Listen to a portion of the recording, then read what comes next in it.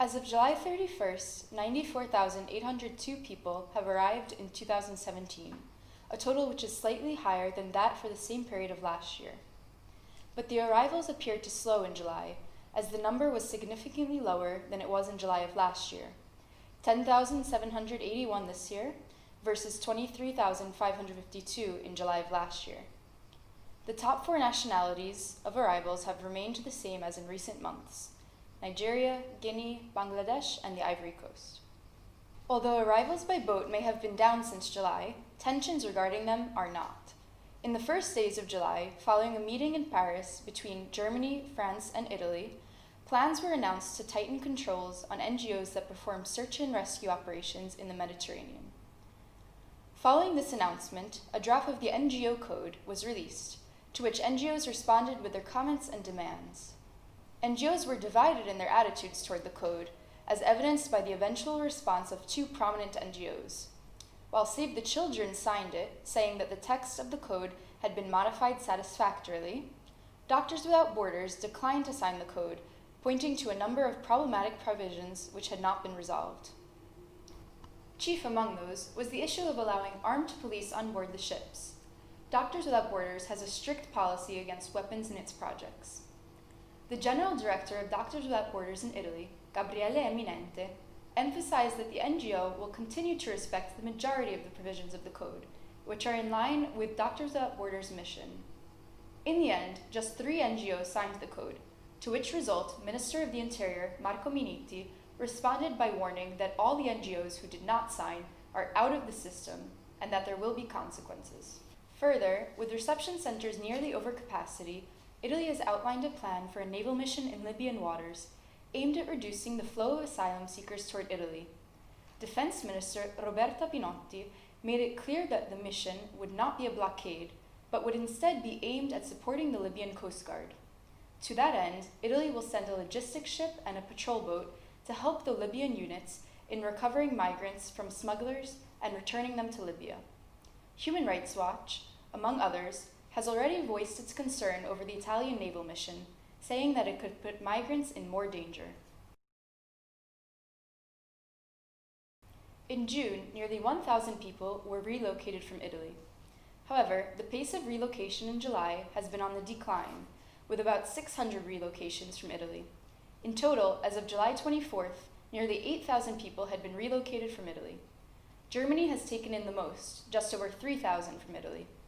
Finland, the Netherlands, Norway, and Switzerland have each taken over 700 people from Italy. Other countries have taken in small numbers from Italy, and Malta is the only country to have already fulfilled its pledged number. In contrast, Hungary, Poland, and the Czech Republic continue to be in breach of their legal obligations, as they have neither relocated seekers from either Italy or Greece, nor even pledged to do so. Other countries, such as Bulgaria and Slovakia, have taken in only tiny numbers from Greece and have not taken in a single person from Italy. To streamline the process, the European Commission has urged Italy to implement a system of sending those asylum seekers who are to be relocated out of Italy to a limited number of centers in Rome, which would serve as hubs dedicated to relocations, until the process is completed. Italy has begun to do so, and to support this effort, the European Commission recently awarded Italy 15.33 million euros under the Asylum, Migration and Integration Fund, AMIF, for the provision of accommodation, food, healthcare, and linguistic and cultural mediation in 3 dedicated relocation hubs. In June of this year, 13,165 asylum claims were made in Italy, and decisions were taken on a total of 6,576 pre-existing asylum seekers' claims. Since it often takes months before an asylum seeker receives an initial decision on her claim, these 6,500 decisions taken in June were on asylum claims that were likely made many months prior. Likewise, the 13,000 asylum seekers who made requests in June will probably have to wait several months before they receive an initial decision. The average wait time for an initial decision was 1 year as of September 2016.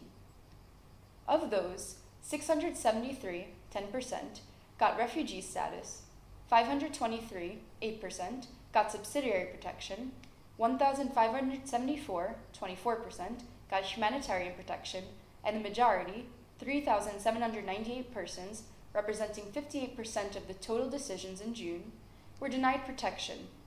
8 had other results. In the second week of July, tensions ran high in Europe.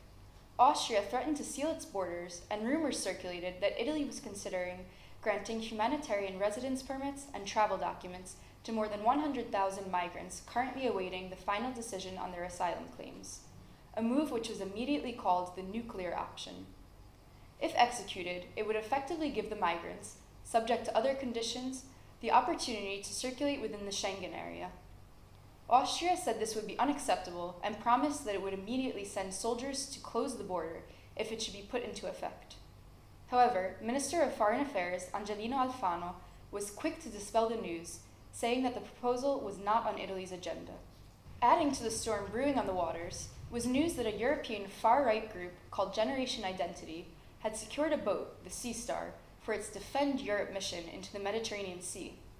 The group planned to sail into the Libyan coast and patrol in an effort to thwart NGO rescues and compel the Libyan Coast Guard to take back asylum seekers attempting to flee war-torn Libya, where they often suffer abuses for years before heading to Europe.